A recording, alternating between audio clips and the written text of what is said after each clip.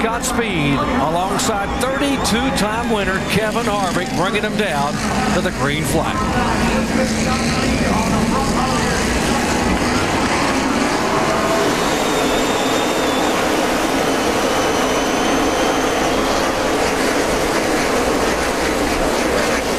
Scott Speed missed that part in the driver's meeting where the flagman throws the flag and that starts the race. He was ready to go on that start. But that's to be expected from a young man getting his first pole. First time ever in a car, we've documented the fact that he told me in the garage here, he said, I didn't even have oval track experience in open wheel. I ran all Formula One, which is on road courses. It shows the talent this guy's got. They say he really knows how to make a car go fast. And I know he was wanting to get single file before he got down to turn one with those bumps that are down there. He didn't want a car on the outside of him here early. Guy, here's a surprise early on. Back in 5th place, a car on the move behind these guys is that 18 car of Kyle Busch. He's trying to make up some spots here on the inside down the backstretch. Kind of surprising to see Kyle Busch not be right on the front row, but he didn't have a great draw for qualifying, and so he didn't get the best track conditions, but he'll make his way to the front pretty quick, I'm sure. Yeah, between that later draw that he had and just having to be a little conservative with his lap because he wasn't locked into the field. He's got to get through these first 5 races before he's going to be in that position. I'm impressed with Scott Speed so far. I mean, he's been able to lead this race. He's got Kevin Harvick hungry now on the bottom of the racetrack looking inside.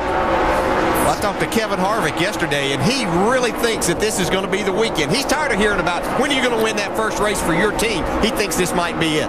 Harvick takes the lead, and now Denny Hamlin looking to the inside for second position. He will slide back behind Scott Speed. If I'm Scott Speed's crew chief right here, I'm going to say, okay, we want to be up front, but don't take any chances. If these guys get a fender on you, let them have that spot and just try to learn from these guys. Yeah, the more laps he can get here today and in this type of competition is only going to help him tomorrow, and that's exactly what he's here for today. Yeah, these laps that he can run with these top guys, Kevin Harvick, Denny Hamlin right here, he's right between these two guys. That's valuable experience. You don't get that without being right up front with these guys. You don't get it when you're running back in the pack. Look at Greg Biffle fight that car off the corner. Out of control, gathers it back in, but will lose the 4th position to Kyle Busch. Little 3-wide action. The 27 car, Jason Keller on the inside of Morgan Shepherd. 28 car behind Shepherd is Kenny Wallace. How about Morgan Shepherd now? He's digging with these guys. He's not riding around out there. No, he's told me a number of times he's not coming out here to ride around. He came out here to race. He's got cars from Kevin Harvick, engines that Tony Stewart's helping him get for this race car. So he's out here putting on a great show and driving these cars hard. There's somebody else has something to prove. Scott Wimmer, he wants to get, this 40 car is not quite as good equipment as he's been used to with Childress, but he's looking for some good races here. And last week at California, Scott Wimmer missed the show for only the 2nd time in his career. He came here hungry to be able to get a top 10 finish. David Reagan on the 6 car on the inside. That's Vickers in the 32. Whoa, trying to go 3-wide. No, he thinks better. Yeah, looks like Vickers thought better of that, but he looked to the middle there for a second. Yeah, that's a thought. The racetrack's wide enough right there. You just have to make sure that everybody knows what's going on, and as you get down the front stretch, it's plenty wide to do that. See Steve Wallace, he's struggling just a little bit. David Reagan right on the bottom, but Steve had a nice qualifying effort. We see another battle here for second. Here come the Gibbs cars. Let's check in on the 99 car. Dave. The first 6 laps for Scott Speed. Very good today, but a tight race car. As you see, he's getting passed yet again. Whoa. And now Denny Hamlin out of control, guys. Spin in front of you, spin in front of you, stay up high. Straighten the wheel up, straighten the wheel up. He does a complete 360. Mike Bliss spinning behind. I didn't see it, but I would say Bliss probably was slowing down and got hit from behind there, maybe. Yeah, there's a car that's got some smoke coming out. Looks like there's some contact. So we do not make it 10 laps. Looks like there's no damage on Hamlin's car, but it looked like that car just snapped around off the corner. Yeah, there's not a lot of rubber. Not a lot of rubber put down up in that top groove yet, and you haven't got a lot of the... Oh, this Brad Keselowski here's got a lot of damage. Wow. Brad has had a tough going here in these first 3 races of the season. Thought he was going to have 2 top 10 finishes at Daytona and California, and then has trouble again today. Let's see if we can see what happened to 20. The car just suddenly snaps. Yeah, he just made the pass on Scott Speed. You can see he got just out of that black part of the racetrack and hung that right rear in the gray, where it's not very clean right now, especially early in the race. Mike Bliss behind this. We'll see if he got a little tap. Yes, everybody was trying to slow down here, kind of. Oh, you see, they just got together. Yeah, all these guys were just seeing what was happening in front and trying to get on the brakes and didn't see each other. Mike Bliss, many in the garage area, said he's the sleeper to win it today. Here on lap number 8, already contact for the 1 car. He will spin it around as the first caution of the day waves at Las Vegas Motor Speedway.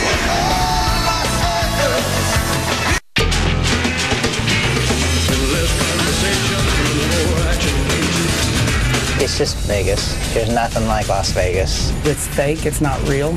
And for a handful of days, you get to be in a little dream place. My favorite thing about Vegas is the stratosphere, because they got some awesome rides at the top. I haven't had a chance to go there since I've been 21 yet. I always lose money there, so blackjack, roulette, you name it. My form of gambling is I just give them all my money.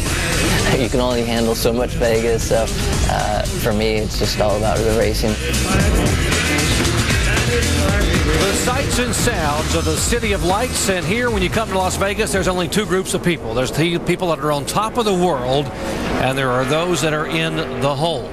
And in the latter category, the 88 car of Brad Keselowski, boy, he's going to have to double up and catch up right here. Trying to become a championship contender here in 2009, and here's what happened to him a moment ago on lap number 8. See, these guys having a nice little battle here. They didn't expect to have somebody crashing up in front of them right here, and you can see it looked like Mike Bliss was actually trying to change lanes to avoid what was happening in front of him, not knowing that the 88 car was under. Yeah, at that time, Denny Hamlin was spinning to the bottom, and Bliss was just trying to go to the high side, not knowing. Yeah, you see a lot going on up here. Junior snaking his way through this mess. Smoke, cars sliding.